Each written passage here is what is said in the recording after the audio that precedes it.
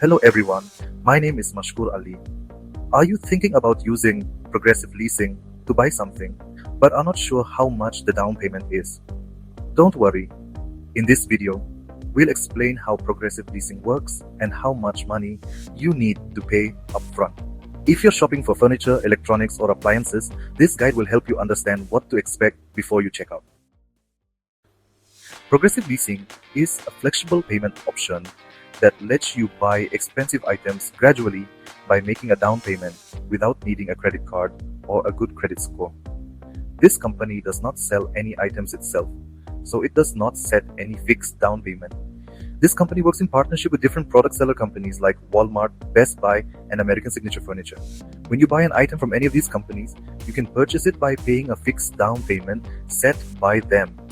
After completing all the installments, you become the owner of that item.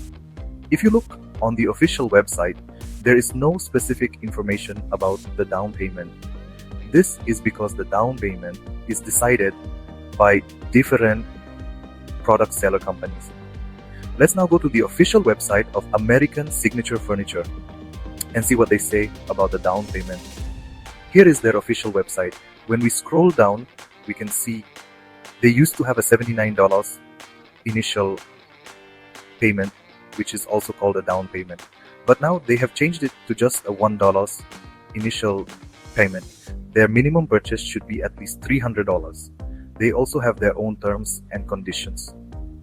We will put the link to this website in the description so you can read their terms and conditions carefully. Next, let's visit the official website of Best Buy, one of the most used product seller companies. Let's see what they have said about the down payment. And when we scroll a bit down on this website, we can see they have a $59 initial payment and their minimum purchase should be $250 or more. In the same way, each company has a different down payment. If any company does not have a fixed down payment, then it takes the down payment based on the price of the item. It's better to check the website of the company you are buying the item from to get the correct information